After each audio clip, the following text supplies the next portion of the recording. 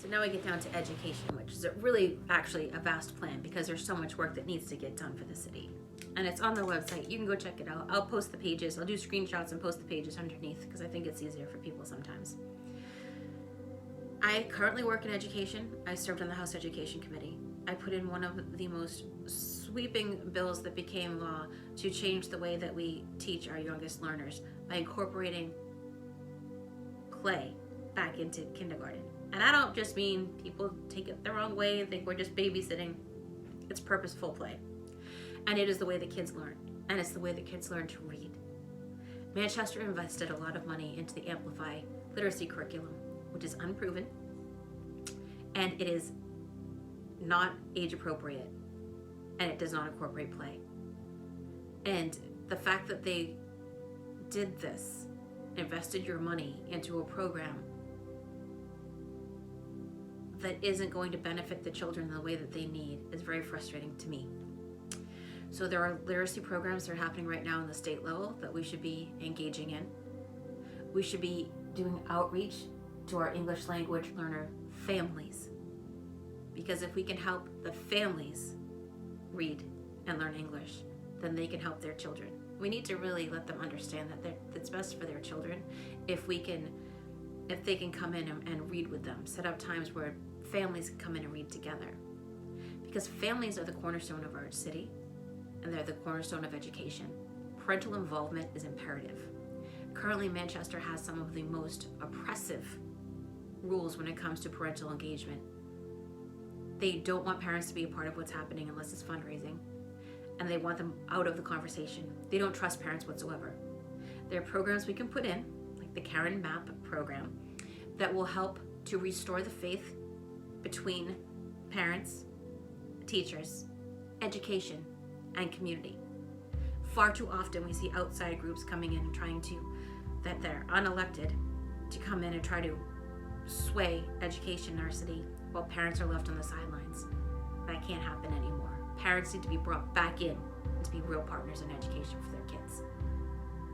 We have to have family-based programs after school, and there are funds available from the state that we can apply for that do family-centered education as far as like 40 developmental assets, which helps parents. It brings parents in. Last time I talked about this, people thought it was social emotional learning, they thought it was the kids. This brings parents in after school hours to help give the parents they need to have stronger families and stronger relationships. It's a community-centered approach for parents. I'll say it again, parents. It's not something we do behind their backs. It's not something that's just for kids. It's tools that we give parents. And that's important, especially in a community like ours. We've got a lot of low-income families. We have a lot of families that are new Americans. And giving them the tools that they need to have stronger families and stronger relationships benefits the children and benefits our schools. So there is a comprehensive plan on there about how we attack the issues that are facing us. One of the most heated conversations we've been having lately is about the de-leveling, and we should not de-level. I watched the conversations. I understand what the kids were saying. But because the schools failed, I'll say administrators, failed to implement leveling properly, they failed to communicate to the children properly, the students and the families, how to get into a certain level or out of one. It doesn't mean that we ditch it, because de-leveling, all it does is lower the standards for our more advanced learners, and it leaves the younger or the kids that need more assistance behind. It goes to the middle. Unless you're going to go and just tailor everything towards the kids that have the most need, and then that way you're losing the kids that are more advanced and even the kids in the middle. None of it is good. Leveling is important. And the conversations around it, frankly, have been frustrating to watch because they're inaccurate at best and misleading and misinformed. Leveling is important. Not all kids learn the same, which is why so many families are leaving Manchester schools.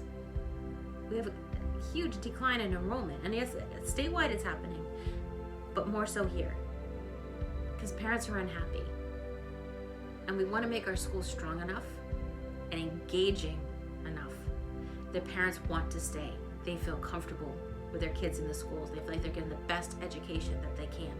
And we are not providing that. There's so much we need to address about safety in our buildings.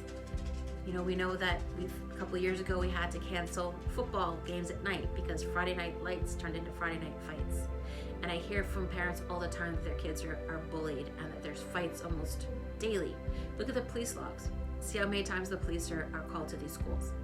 Ask how many parents are notified when this happens. Parents can't be in the dark. They need to be part of the solution. I trust parents to be a part of the solution. I trust teachers to be a part of the solution. And we need administrators to understand that they need to participate in a way that includes all stakeholders. It only benefits the kids. So we need higher standards for our schools instead of lower standards. We need to have options. I would love to see these schools become magnet schools. I'd love to see a school of performing arts. The West Side used to have a really great theater program. And I would love to see that be a school of performing arts and really cater to individual needs. One school would be a classical education. It'd be a great place for Central High School. And then you have MST, which is a gem in our city that could be expanded. There's all kinds of opportunity and education here if we're willing to have the conversations and do things that are right for the kids and families.